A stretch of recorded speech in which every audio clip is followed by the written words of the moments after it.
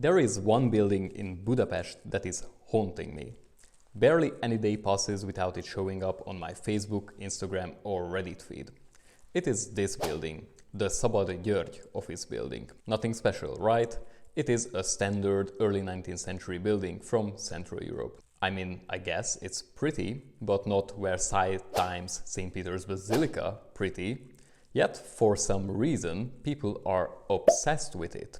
To understand why, let's take a look and see how it looked 10 years ago.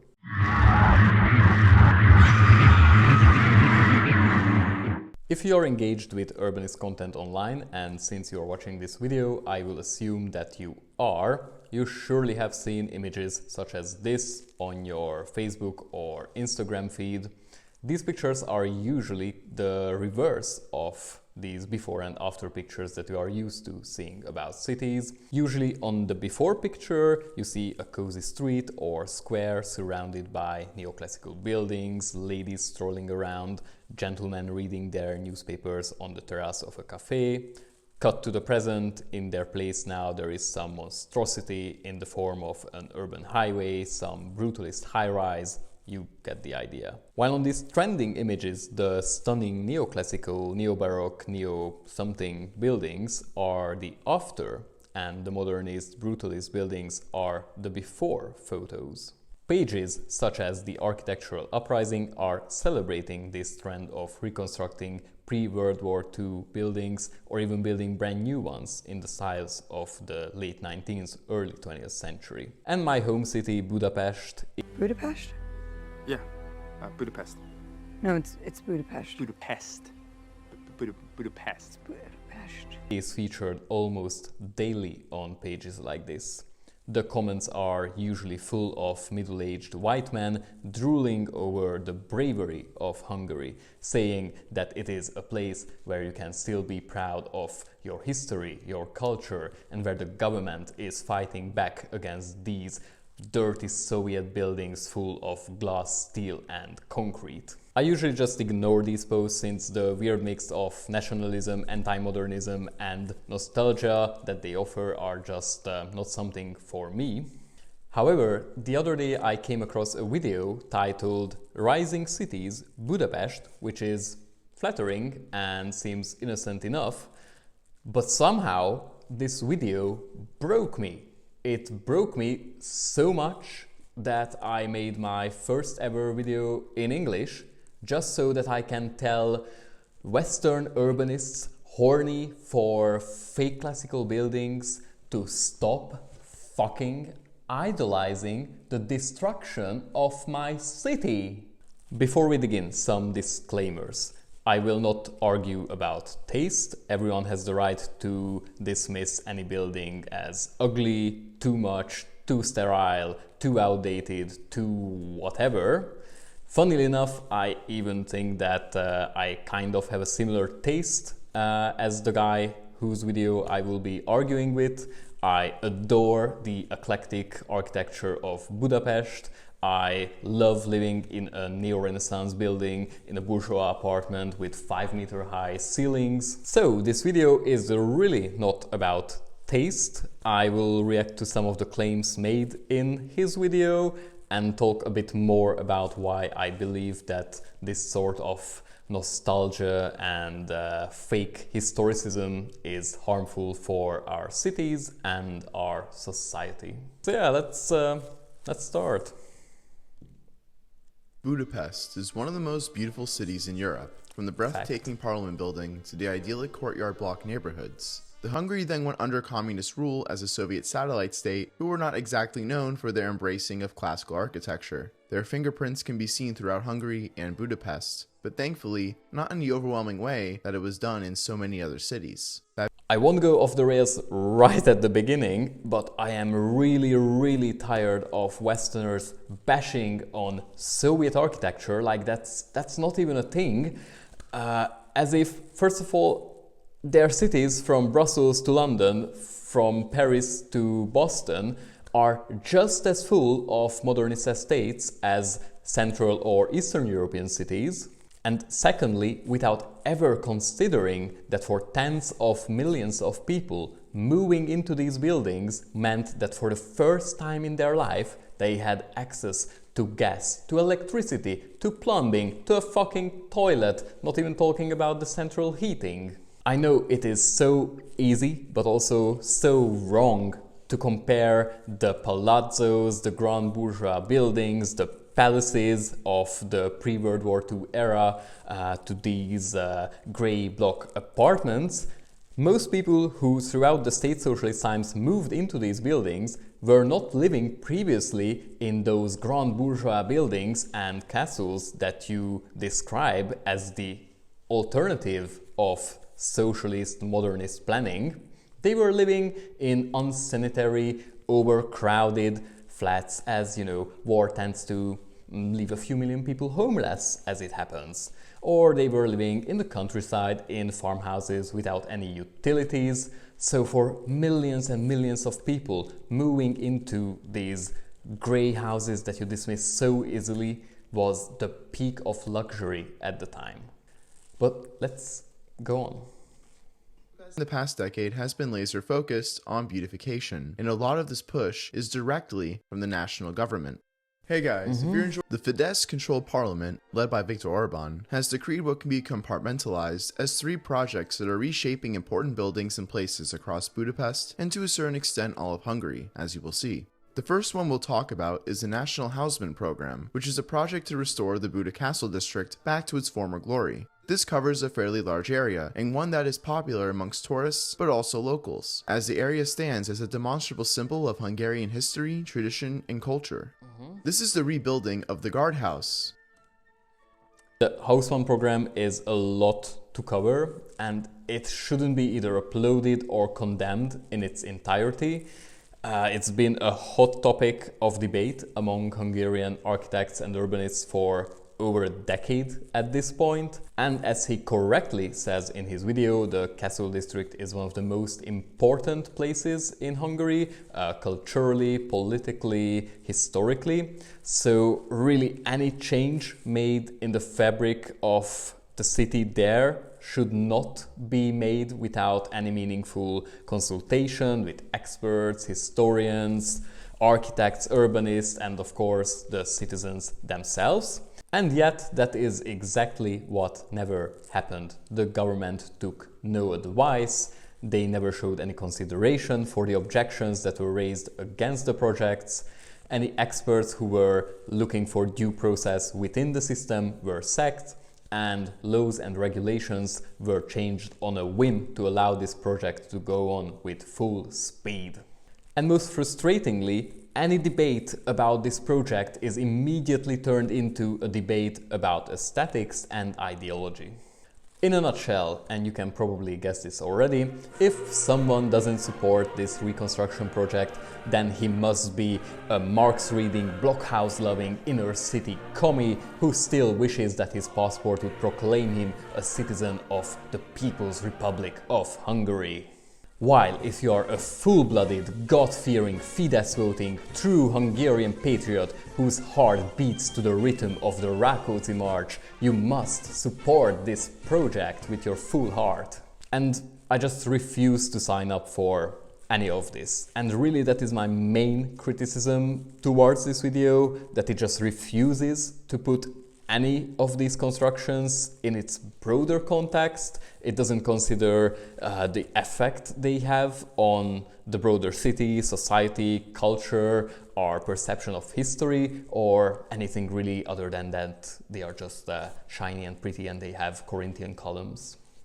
Original building's destruction during World War II, but now the hall and its surrounding pedestrian and green space has been rebuilt, including its incredible interior.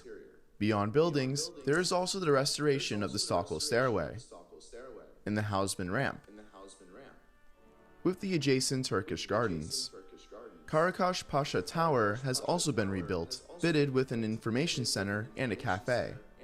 The Ebel wall was also renovated to give a more unified, attractive appearance. Yeah, quick side note here, these are mainly the reconstruction projects that are not as contested as the ones that will follow. So these are, in my opinion, and as much as I read up on it, it's generally agreed that these don't cause too much harm. You can debate whether this money should be spent here among all the crises that we are having, but yeah, c'est la vie. Of course, Buda Castle itself is also being renovated and rebuilt to its former glory, as it was heavily damaged during the Second World War. While it was restored post-war, it was done in a simplified style. The current works are due to bring about its complete restoration. Yeah, no doubt that the castle is in need of renovation. It hasn't seen much of that since the late 70s, and as one of the main landmarks of Budapest, it deserves that, but it is not what's happening here. As he says, it is a complete restoration. But a restoration into what exactly? Well, restoring it back to its pre-World War II glory, along with the entire castle district, with many buildings that we will talk about later. But why pick that exact date as the ideal state of the castle that we must turn it back into? Well, some say it is a restoration of its original state, which is just simply not true. Its original state would be the one from the 14th century when it was first built, and we just have, well, no idea how exactly that looked. And since then, in the last 700 years, this castle saw so many of modifications, extensions, destruction and reconstruction. Alright, so we are not restoring it to its original state, but maybe we are restoring it to the shape it had for most of the time throughout its history. Which is wrong again. The castle has only existed in this state for only 40 years, from 1905 until its partial destruction during the siege of Budapest during the winter of 1944 and 1945. Well, if the decision to restore the castle into its pre-World War II looks is not made based on the two arguments I gave before, then I guess we can say it's based on that it is the prettiest it has been throughout that history in that time, which is once again very subjective, and I won't argue about aesthetics, but to be honest, that is the core of their argument, even if they don't say that directly. And if that is their argument here, and it essentially is, then what's stopping me from turning the castle back into its medieval state once I have a 2/3 majority in parliament, and that's what I fancy at the moment.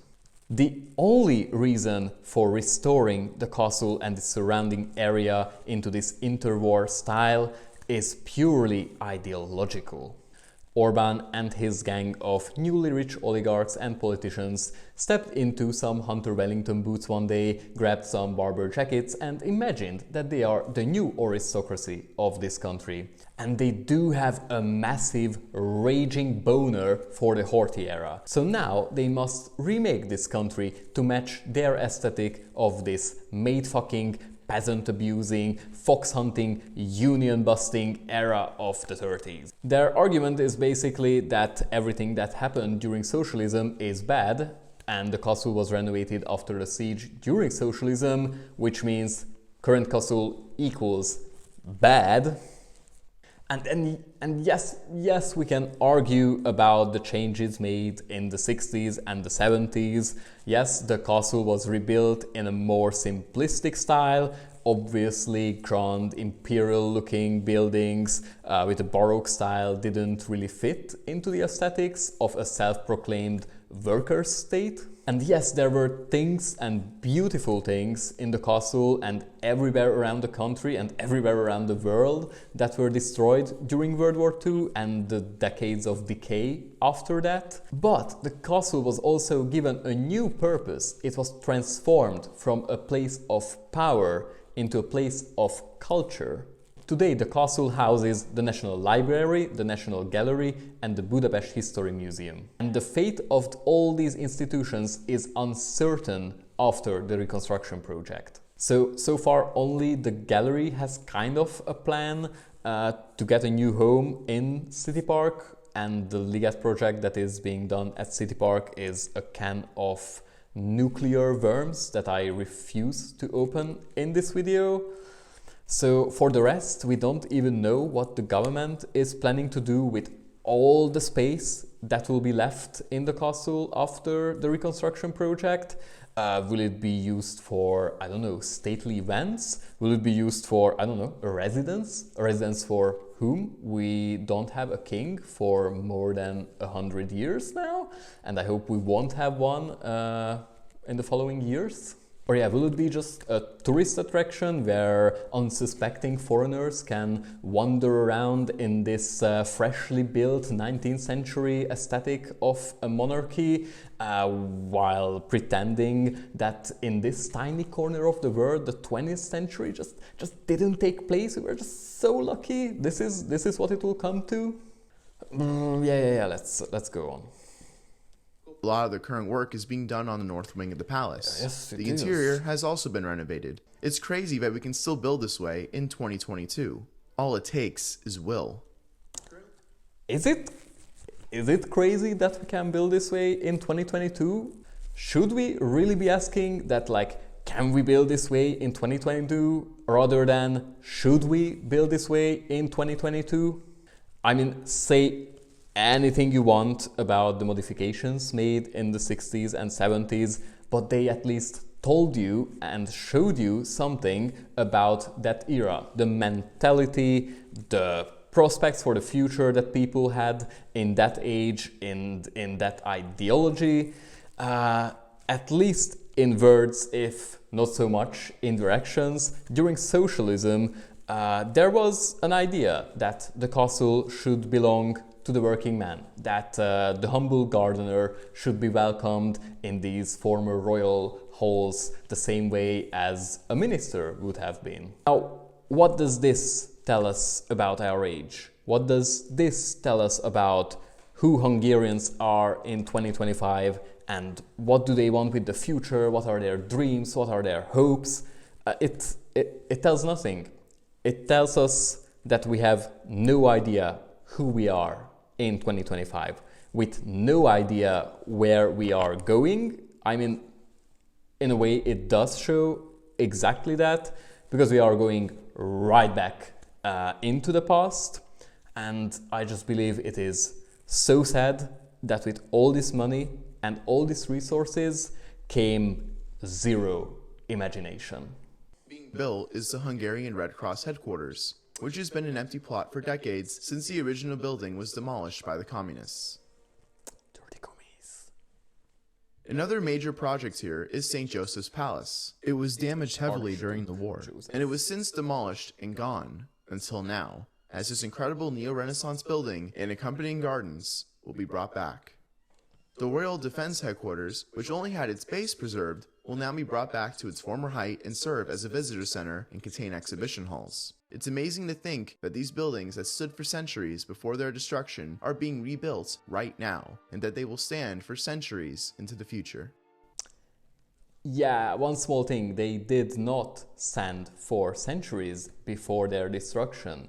Most of the buildings that are mentioned here, not most, all of the buildings that are mentioned here have actually been rubble and dust and dirt for longer than they have actually been standing as buildings. I mean, what have we had here? The Red Cross building, which was built in 1903. And then the Defense Ministry, which is actually one of the oldest ones on this list, which was built in 1881. Mind you, this is the castle district where most buildings were built in the 17th century. And then we have the chief offender here, the castle of Archduke Joseph, which was built in 1906.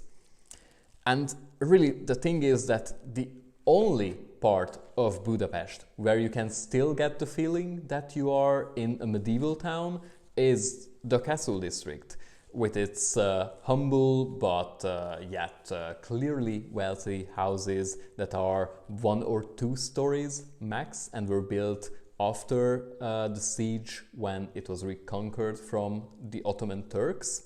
And as you can see, I'll put some pictures here. The scale of the buildings is quite humble and have been for centuries unlike the buildings that are just mentioned here, these huge buildings, these palaces and ministries and defense headquarters, these were out of scale and out of proportion even when they were built, and they are still out of scale and out of proportion to this day.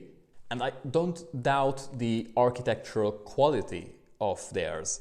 Like, they would fit perfectly on the Pest side, where this scale and this style is prominent, where most of these grand buildings were built. But just look at this postcard from the 1880s.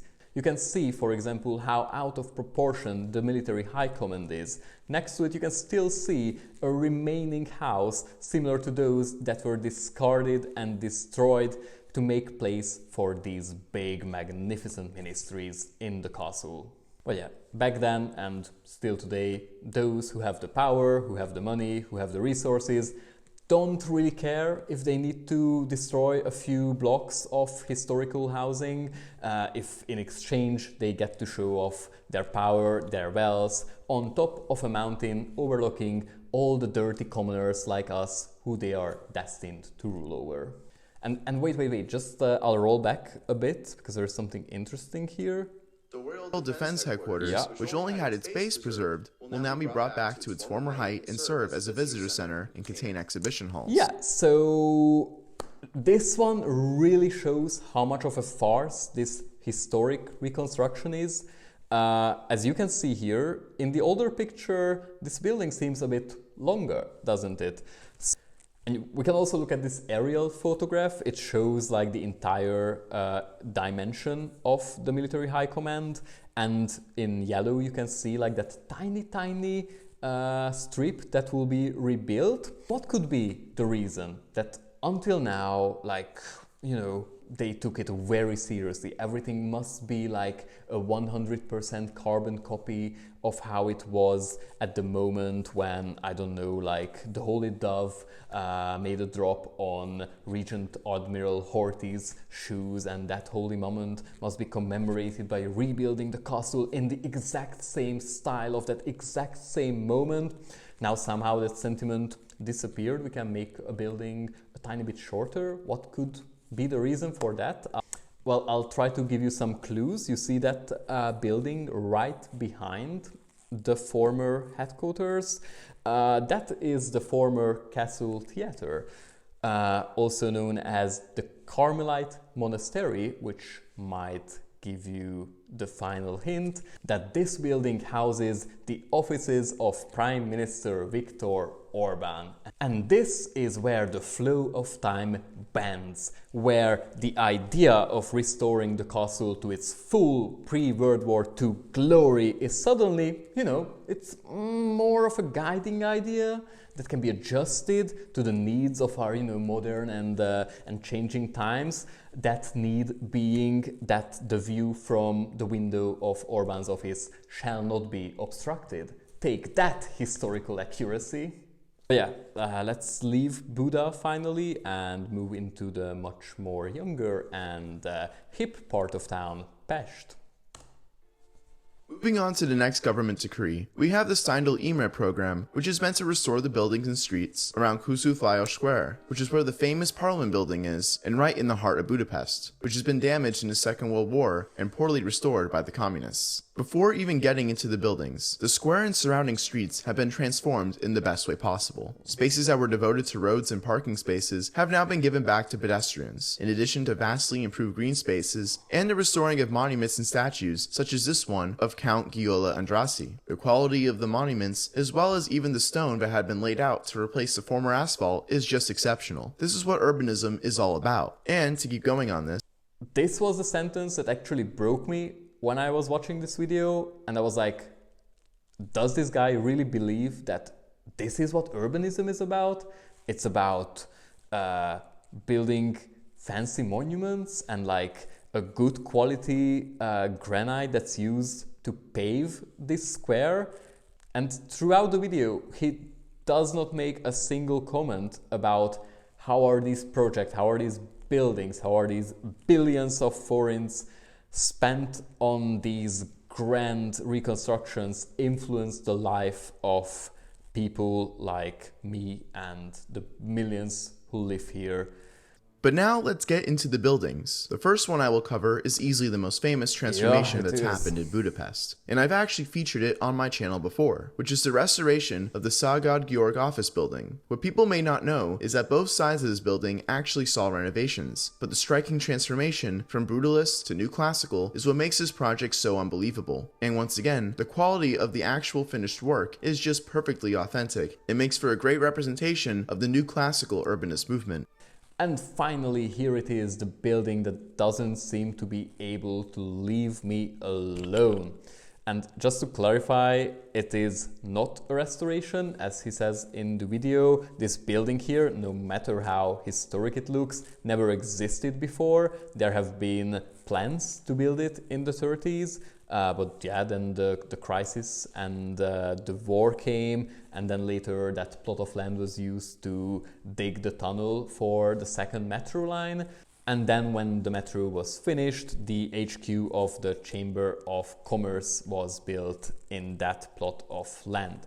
Now, I am not a hater of modernist or even brutalist architecture, which might be surprising for my Hungarian viewers, because I do shit talk a lot about modernist architects and city planners in specific. But my reason for that is that most of these city planners and architects did not respect the existing urban fabric and the buildings that surround their plans. So their buildings were a lot of time out of scale, out of proportion, not fitting well into the existing urban fabric. Just take a look at how Brussels looks today. It is a perfect example how modernism and this careless development can make a city look so interesting, to say the least. However, this specific building did fit into its surroundings. It did match the scale of the buildings around it. Its connecting wing even followed the structure of the neighboring roof. And its facade, which was facing the Danube, even mirrored the proportions of those of the parliament, even by using the same limestone as the parliament is made out of. And its interior was famously well designed. Like, of course, they, as the Chamber of Commerce, regularly hosted even Western capitalist guests, so they had to show off what the People's Republic has to offer to the world. So yeah, it actually was really well designed by the standards of that time, and dismissing it by just calling it Soviet or like a brutalist, which it is not even a brutalist building, just shows that there was not even an attempt made to understand this building and the era and thought that it is originating from. And yes, we can argue pointlessly about taste once again, but even our very conservative government wasn't planning originally to demolish this building. It had to be demolished because it was in an awful state. So after the demolition, we can now clearly see that they decided to follow the original plan made for this plot of land. A plan that was made in the 1920s. This style of building was already outdated in the 20s, let alone in the 30s when the middle block of this building was built.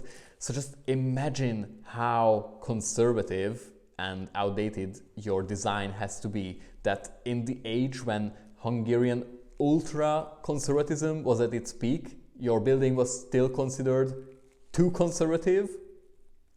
Imagine that. In the end, I don't hate this building. I have no strong feelings against it. I have no strong feelings for it. It fits well with its twins that were constructed by almost a century ago. I just really don't get all the international horniness that this office building is getting. I mean, to me, old buildings have this charm because they are old, because they survived so much. They have this patina on them, they have history, they have character, and this one just, well, it just doesn't. This is just, it's just a shell, it's a building pretending to be something that, well, it just isn't. The Ministry of Agriculture building is being rebuilt from the ground up, which, in the words of the project's website, will restore the original richness of the Bukovic-style neo-Renaissance facades, which have been simplified in its original rebuilding post-Second World War. The interior is also being entirely revamped to suit current-day functionality, which explains the total rebuild. The Palace of Justice is also... So I will not assume any malice here, because I know that there are very little Hungarian sources available for English speakers, so the creator here had to rely on, well, let's say the government's own promotional materials for this project. So I just hope that Alexander was not aware when he made this video that under the guise of refurbishing and preserving this historic building, they are actually destroying most of it and just keeping the facade up as a charade. Because behind the historic curtains there is an entire new office building being built with a brand new historic parking garage. The problem is that this actually is a protected historic landmark, meaning that every nail, every chip of paint, every copper door handle is protected in this building, and they just didn't care. They demolished most of the building anyway. So interestingly, when the time comes to decide between full historical protection or a parking garage, these champions, these heroes of historicism and classical buildings pick the parking garage. How comes? Just a few weeks ago, a whistleblower was fired from the ministry who told the media all about the practice in the ministry where oligarchs and people with good connections just come in and the historical regulations are just lifted for their will. So this way they can turn all these historical buildings into luxury hotels or resorts or offices, and they can squeeze as many square meters into them as physically possible so they can extract the maximum amount of profit. Almost every week we hear news of another oligarch, another nephew of someone purchasing some of these historical buildings, and we already know what will happen. Suddenly, you know, building laws, they are very fluid. Historical protections, gone in the wind. Cityscape regulations, you don't need to worry about it. As long as you are like 2 cousins away from the source of power, or you have the financial resources to, you know, ease the process, you know, you can have a field day with any historic building in Hungary or in Budapest. Is this the famous conservative sentiment I hear so much about? Now that I'm thinking about it, yes, it is. Because just as right-wing conservatives, these buildings are wearing a fake mask of traditionalism and nationalism, while behind the masks they are just neoliberal machines designed to extract the maximum amount of profit from our cities and from our nation. And it is just sad to see well-meaning people fall into this cheap trick and praise the praises of this awful regime and legitimize their wrongdoings by doing so. What I'm asking for is not that difficult. Just look behind the facade, both literally and figuratively, because all that glitters is not gold, and stop idolizing a process, a regime, and a city that you don't know that much about. Well, I hope this video managed to reach at least a few foreigners. If you happen to be one of them, feel free to argue me in the comments or leave your thoughts and opinions. And what the hell, why not also subscribe? If there are enough of you, I might sneak in a video in English from time to time. It's not like there is another Hungarian named Adam making videos about urbanism on YouTube, right?